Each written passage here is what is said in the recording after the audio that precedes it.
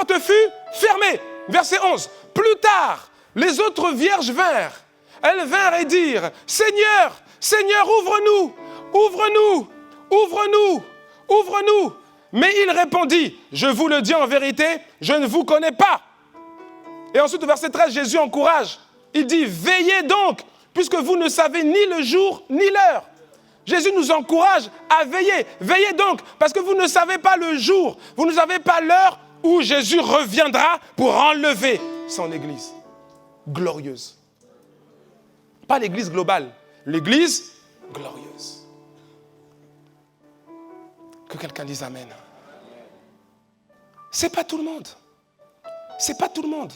L'épouse que Jésus va venir prendre et emmener avec lui, l'Église glorieuse, ce n'est pas l'Église globale. Éphésiens chapitre 5, verset 25. Éphésiens chapitre 5, verset 25 à 27. L'apôtre Paul, inspiré du Saint-Esprit, il dit Marie, avec un S, Marie. C'est important, le S est important. Il dit Marie, aimez vos femmes. Il y a toujours quelqu'un qui va dire, ah, il a dit Marie, aimez vos femmes, donc on peut avoir plusieurs femmes. Non, non, non, non, non. C'est Marie avec un S. Marie, aimez vos femmes respectives. Parce qu'il y a des gens, Ah, comme Abraham. Comme Abraham, il avait plusieurs femmes. Non, non, non, non, non, non, non, non. L'homme quittera son père et sa mère et s'attachera à... Voilà, c'est ça le commencement, c'est comme ça la pensée de Dieu. Marie, aimez vos femmes, comme Christ a aimé l'Église, et s'est livré lui-même pour elle, afin de la sanctifier par la parole, après l'avoir purifiée par le baptême d'eau, afin de faire paraître devant lui cette Église glorieuse. Et il décrit cette Église glorieuse, sans tache, ni ride, ni rien de semblable, mais sainte et irrépréhensible. C'est cette Église-là que Jésus vient chercher. Ce n'est pas une autre. Et quand je dis cette Église, je ne parle pas d'une dénomination. Je ne suis pas en train de parler de ICC, non, je parle des personnes. Quelqu'un me suit ou pas? Alléluia. Jésus vient récupérer, il vient chercher son épouse, et uniquement son épouse.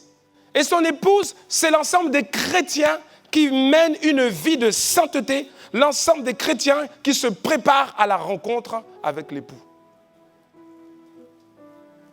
Ce n'est pas ceux qui ont un pied dedans, un pied dehors, un pied dedans, un pied dehors, 2 pieds dehors.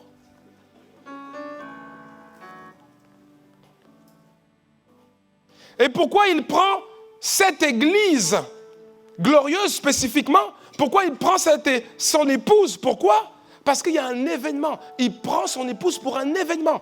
Un événement qui nous est décrit, dont il est fait référence dans Apocalypse chapitre 19, au verset 5 à 8.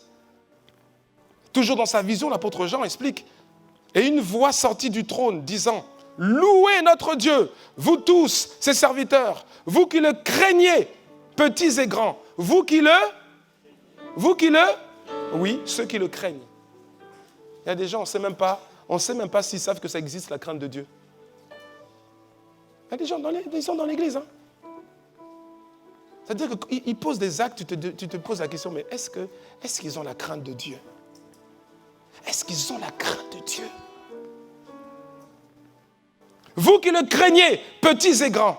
Verset 6. Et j'entendis comme une voix d'une foule nombreuse. J'entendis comme un bruit de grosses eaux et comme un bruit de fort tonnerre, disant « Alléluia ! Car le Seigneur notre Dieu Tout-Puissant est entré dans son règne. Réjouissons-nous et soyons dans l'allégresse et donnons-lui gloire, car les noces de l'agneau sont venues et son épouse s'est préparée. » Jésus vient prendre son épouse, c'est-à-dire l'Église qui s'est préparée, les frères et les sœurs qui se sont préparés, qui se sont sanctifiés. Jésus vient prendre son épouse pour un événement qu'on appelle les noces de l'agneau. C'est pour ça qu'il vient prendre son épouse. Et aussi parce qu'après l'enlèvement, il y aura une grande tribulation qui va arriver sur la terre. Et Jésus veut épargner son épouse de ces troubles et de ces tribulations sans précédent qu'il y aura sur la terre. Est-ce que quelqu'un me suit? Au verset 8, on dit, et il lui a été donné, on parle de l'épouse, et il lui a été donné de se revêtir d'un fin lin éclatant, pur. Car le fin lin, ce sont les œuvres justes des saints. Que quelqu'un dise Amen. Alléluia. Donc nous comprenons que Jésus revient. Dis-moi Amen. Nous comprenons que Jésus revient et nous comprenons que Jésus ne revient pas pour rien. Nous comprenons que Jésus revient pour chercher quelqu'un. Et nous comprenons que, que Jésus ne vient pas pour chercher toute l'Église globale. Non, il vient pour chercher son épouse. Son épouse, c'est qui? Son épouse, c'est l'ensemble des chrétiens, des frères et des sœurs sur toute la terre qui marchent dans la sainteté, qui se préparent au retour de Jésus. Amen. Alléluia. Et nous comprenons que Jésus vient prendre son Église pour ensuite célébrer au ciel les noces de l'agneau. Dis-moi Amen, on continue. Maintenant, voyons maintenant l'annonce de l'enlèvement. Voyons maintenant comment le retour de Jésus va se dérouler. Tout a été expliqué dans la Bible. Voyons maintenant voyons en détail comment ça va se passer. S'il te plaît, dis-moi, dis à ton voisin, là il faut suivre. Ah oui, là il faut suivre. 1 Thessaloniciens chapitre 4, verset 13 à 18. 1 Thessaloniciens 4, verset 13 à 18. Nous ne voulons pas, frères, que vous soyez dans l'ignorance. Nous ne voulons pas que vous soyez dans l'ignorance. Ah non. Par rapport à ce sujet-là, il ne faut pas être dans l'ignorance. Dis à ton voisin, tu es la bonne personne au bon endroit et au bon moment. Ah oui. Nous ne voulons pas, frères, que vous soyez dans l'ignorance au sujet de ceux qui dorment, afin que vous ne vous affligiez pas comme les autres qui n'ont point d'espérance. Amen. Amen. Bien-aimés, suite à la perte d'un être cher, un être cher, bien-aimé, dès lors qu'il était dans le Seigneur et qu'il est mort ou qu'elle est morte en Christ, la Bible dit, ne t'afflige pas, ne vous affligez pas comme les autres qui n'ont pas d'espérance. Dans le monde, quand les gens perdent des êtres chers, ils sont complètement, c'est-à-dire démantelés, abattus totalement. Non, mais nous avons une espérance. Quelqu'un, c'est normal d'être attristé. C'est normal d'avoir une douleur émotionnelle. Mais la Bible dit qu'on n'a pas à nous affliger outre mesure. Pourquoi? Parce qu'on a une espérance. L'espérance que si nous persévérons dans la foi, ces personnes-là, on va les revoir. Oui, ces personnes-là, on va les revoir au ciel. On va les revoir. C'est une espérance, c'est véritable. On va les revoir. Donc, on ne doit pas aller se rouler par terre, se dire, non. Hey! Alléluia! Ça, ce sont ceux qui n'ont pas d'espérance qui font ça. C'est ce que la Bible dit. Verset 14. Car si nous croyons que Jésus est mort et qu'il est ressuscité, croyons aussi que Dieu ramènera par Jésus et avec lui ceux qui sont morts. Verset 15. Voici, en effet, ce que nous vous déclarons d'après la parole du Seigneur. Nous, les vivants, restés pour l'avènement du Seigneur, nous ne devancerons pas ceux qui sont morts. Car le Seigneur lui-même a un signal donné à la voix d'un archange et au son de la trompette de Dieu. Le Seigneur lui-même donc descendra du ciel et les morts en Christ ressusciteront premièrement. Ensuite, nous les vivants qui serons restés, nous serons tous ensemble enlevés avec eux sur des nuées à la rencontre du Seigneur dans les airs. Et ainsi nous serons toujours avec le Seigneur. Verset 18, consolez-vous donc les uns les autres par ces paroles. Alléluia. Waouh! Moi je sais pas quel effet ça te fait de lire ce passage. Mais moi ça m'épate, moi ça m'excite. Waouh! Bien-aimés, c'est pas des fables et des généalogies, ce sont des choses qui vont avoir lieu. Ça va avoir lieu. Quand j'étais petit, je regardais les films comme Superman. Et je me disais, oh, quelle grâce! Quelle grâce il a! Il va dans les airs, il vole dans les airs. Oh, il vole dans les airs. Mais moi aussi, je vais faire ça! Toi, tu ne veux pas faire ça. Hein? Toi, tu ne veux pas faire ça. Je dis, moi aussi, je vais faire ça. Parce qu'il va nous enlever, les morts en Christ vont ressusciter. Les vivants qui ne sont pas morts en Christ, tous nous allons être enlevés. La Bible dit à la rencontre du Seigneur dans les nuées, à la rencontre du Seigneur dans les airs. Dans les airs. Donc oui, sans avion, sans hélicoptère, non, dans les airs. Wow. Dans les airs. Superman, tout ça, ils n'ont rien fait. Ça, c'est de la fiction. Ça, c'est la réalité. Ça, c'est la vérité. Ça va avoir lieu, mon frère. Mais je te dis, on dirait que ton amen est bizarre. Je te dis que ça va avoir lieu. Ça va avoir lieu. Ça va... Mais ça va avoir lieu. Non, en tout cas, moi, je ne veux pas manquer ça. Non, non, non. Si toi, tu veux continuer avec tes petits copains, petites copines, un pied dedans, un pied dehors, prenez capien, un pied du pété. Mon ami, moi, en tout cas, non. Moi, ça, non, non, non, non. Non, non, non, non, non, non. Non, moi, je veux vivre cette sensation d'aller dans les airs.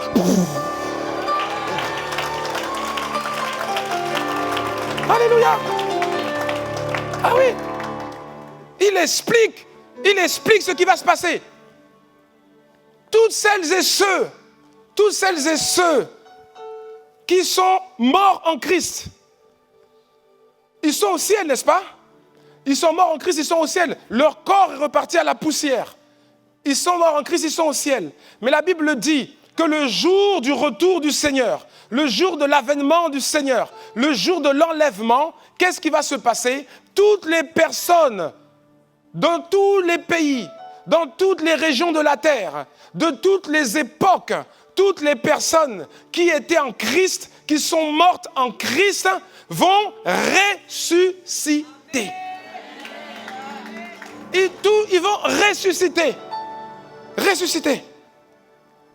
Et il y a un signal. La Bible dit au verset 16, car le Seigneur lui-même, c'est pas un ange qui va venir, c'est lui-même. Car le Seigneur lui-même a un signal donné. Donc il y a un signal.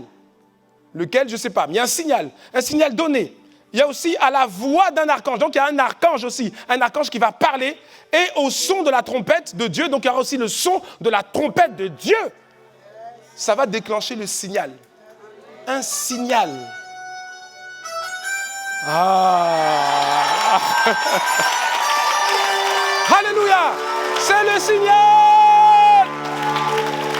Il y a un signal. Et à ce signal, les morts en Christ, tout le monde ressuscite. Pas ceux qui ont craché sur le Seigneur, pas ceux qui ont refusé Christ, ceux qui étaient en Christ. Verset 17, ensuite, nous les vivants, c'est-à-dire les chrétiens qui sont dans la dimension de l'épouse, qui seront vivants au moment du retour du Seigneur. Il dit, nous les vivants, qui seront restés, nous serons tous ensemble enlevés avec eux. Eux, c'est qui? Eux, c'est qui? Mais oui, mais les morts en Christ qui sont ressuscités. Nous serons enlevés avec eux sur des nuées. Eh, mes frères, mais je ne sais pas. Sur des nuées. À la rencontre du Seigneur dans les airs. Une rencontre ciel-terre dans les airs. Waouh! Et ça veut dire une chose, bien aimé. Ça veut dire, on ne sait pas aujourd'hui. C'est vrai que les signes, ils sont en train de se mettre. Les signes, il y a de plus en plus de signes du retour du Seigneur. Mais on ne sait pas dire exactement quel jour et quelle heure ça va arriver. Mais ce qui est sûr, c'est que les chrétiens nés de nouveau, sanctifiés, qui seront vivants sur la terre au moment du retour du Seigneur, ne connaîtront jamais la mort physique. Il y a des gens qui ne connaîtront jamais la mort physique. Jamais la mort. Ils ne connaîtront pas la mort physique. Jésus a connu la mort physique. Il est mort à la croix du Calvaire. Beaucoup de chrétiens, avant nous, les Paul, les Pierre, tout ça, tous, ils ont connu la mort physique. Mais les chrétiens nés de nouveau, sanctifiés, qui se préparent dans la dimension de l'épouse, ne connaîtront jamais la mort physique. Jamais. Waouh! Si ça arrive dans quelques mois, dans quelques années, la plupart d'entre nous, par la grâce de Dieu, on sera encore vivants. Donc si ça arrive là, et que tu es sanctifié, oui. Il faut que nous soyons sanctifiés pour vivre ça. Si ça arrive dans quelques années, on est encore là par la grâce de Dieu, ça veut dire qu'on ne connaîtra jamais la mort physique. Jamais, jamais, jamais. Il faudra qu'on pose la question aux autres, alors c'est comment? Amen. Alléluia. Bien aimé, prenons encore d'autres détails. Il y a d'autres détails. Prenons d'autres détails. 1 Corinthiens chapitre 15. 1 Corinthiens chapitre 15, ça va nous donner d'autres détails. Parce qu'en fait, la Bible explique la Bible. Amen. Et c'est important de comprendre ça. C'est important de comprendre ça. 1 Corinthiens chapitre 15, verset 42 à 54. Ainsi en est-il de la résurrection des morts. Vous voyez, il parle de la même chose. Ainsi en est-il de la résurrection des morts. Le corps est semé corruptible. Il ressuscite incorruptible. Donc déjà, ce ne sera pas le même corps. Ce ne sera pas le même corps, frère. Ce ne sera pas le même corps. Le corps qui est corruptible. Peut-être que ton corps, depuis peut-être la jeunesse, depuis ton enfance, peut-être qu'il avait subi quelque chose, il avait été dégradé. Hein? Ça, c'est le corps corruptible. Mais le nouveau corps, là, à l'enlèvement, c'est un corps incorruptible. Aucune maladie peut corrompre ce corps. Aucune. Le corps est semé corruptible, il ressuscite incorruptible. Il est semé méprisable, il ressuscite glorieux. Il est semé infirme, il ressuscite plein de force. Il est semé corps animal ou encore corps naturel, il ressuscite corps spirituel.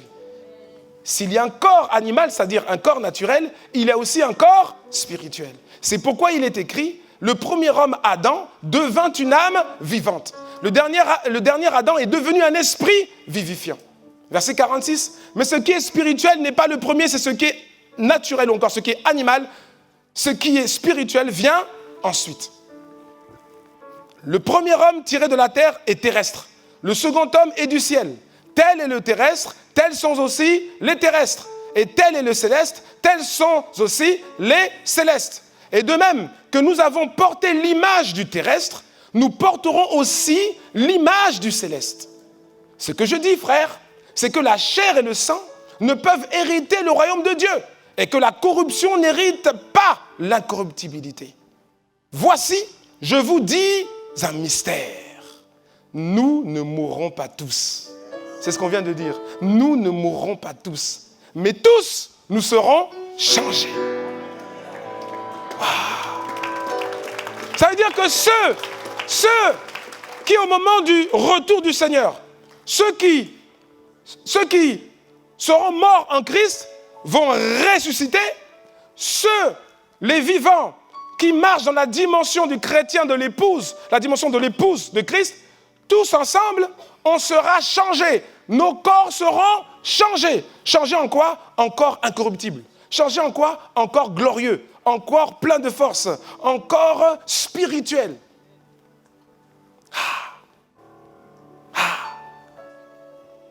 Tous, on sera changés. Donc, comme vous me voyez là, je ne serai pas comme ça. Non. Non. Je ne serai pas comme ça. Je ne serai pas comme ça.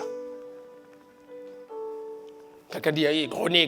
Laisse mon grogner tranquille. Moi, je ne serai pas comme ça. Toi, avec ta tête là, ce ne sera pas cette tête là aussi.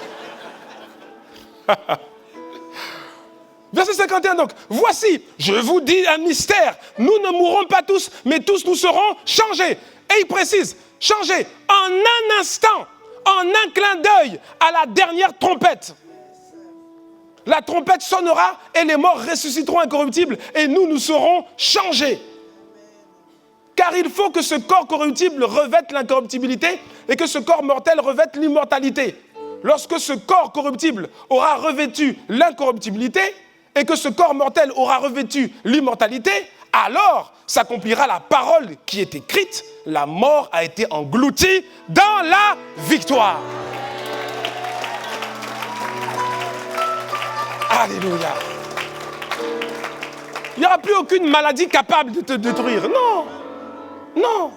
Mais regardez, le verset 52 est très important. Il dit que tout cela va se faire en un instant.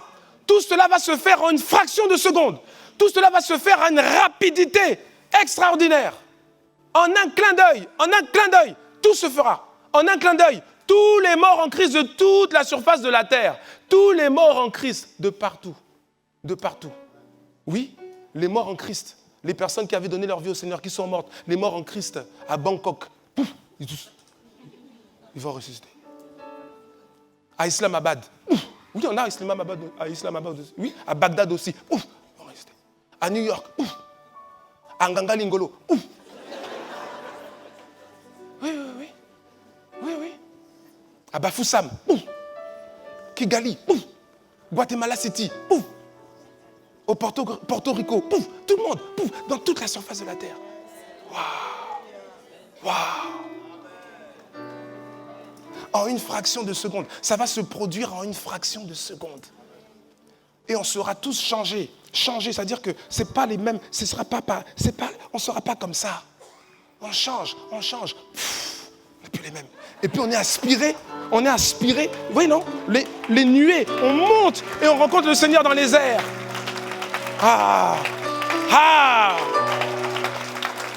Mais regardez, c'est pas tout. Jésus nous parle aussi de l'enlèvement. Il nous donne aussi d'autres détails. Jésus nous donne d'autres détails. Dans Matthieu chapitre 24, Matthieu 24, versets 36 à 44, Jésus nous dit ceci. Il dit, pour ce qui est du jour et de l'heure, personne ne le sait. Amen. Personne ne le sait. Si quelqu'un vient te dire, j'ai une révélation. Le Saint-Esprit m'a parlé, j'ai une révélation. Il m'a donné l'heure, le jour. C'est un menteur. Personne ne le sait. Amen. Pour ce qui est du jour et de l'heure, personne ne le sait. Ni les anges des cieux, ni le Fils. C'est-à-dire que Jésus lui-même ne le sait pas. Jésus lui-même ne le sait pas. Mais le Père seul, il n'y a que le Père qui sait. Il n'y a que le Père qui sait. Verset 37. Ce qui arrivera du temps de Noé arrivera de même... Non, pardon. Ce qui arriva du temps de Noé arrivera de même à l'avènement du Fils de l'homme.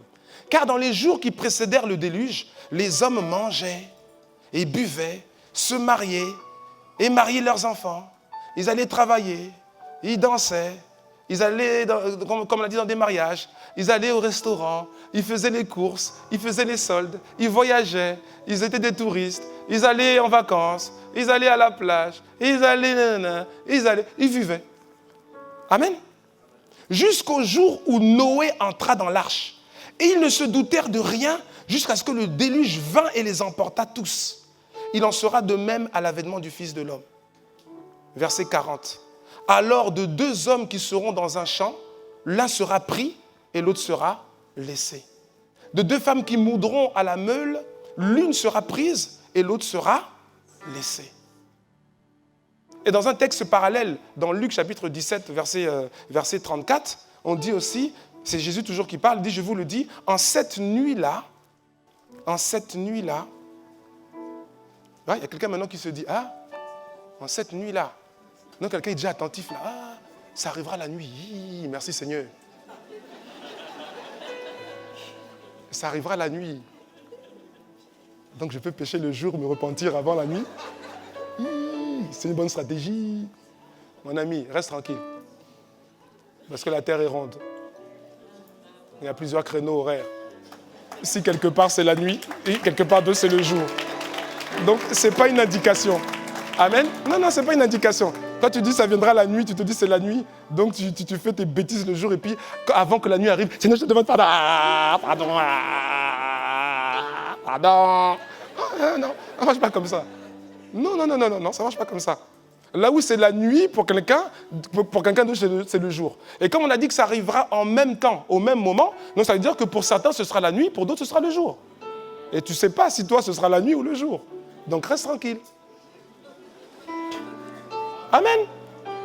Je vous le dis, en cette nuit-là, de deux personnes qui seront dans un même lit, l'une sera prise et l'autre sera laissée. Quelqu'un s'interroge.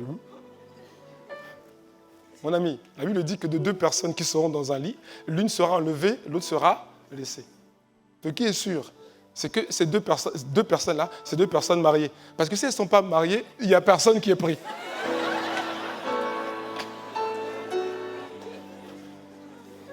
Il n'y a personne qui est pris.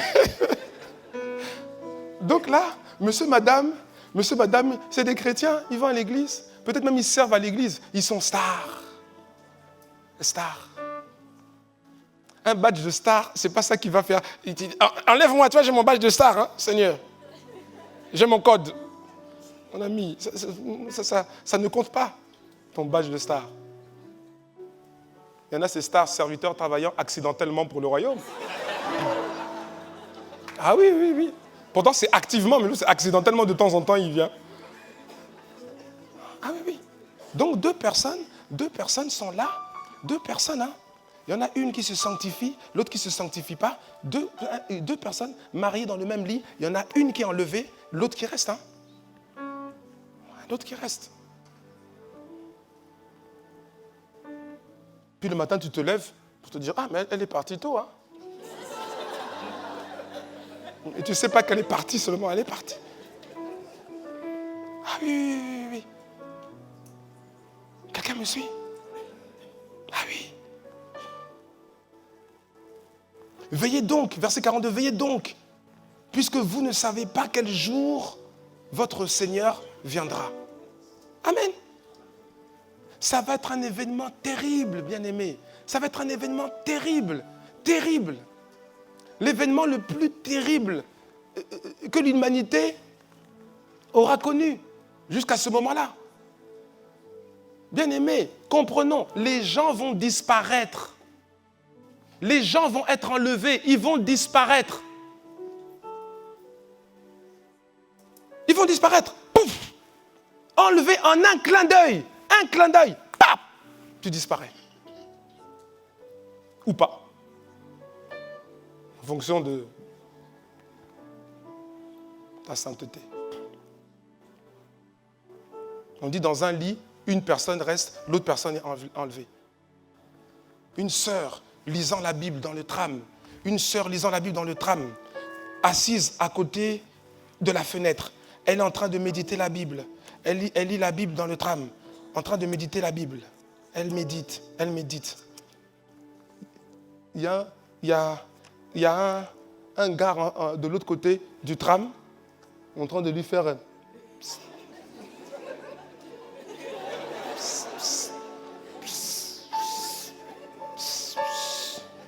Elle met ses écouteurs. Et dans ses écouteurs, ça chante. Sainteté à l'Éternel.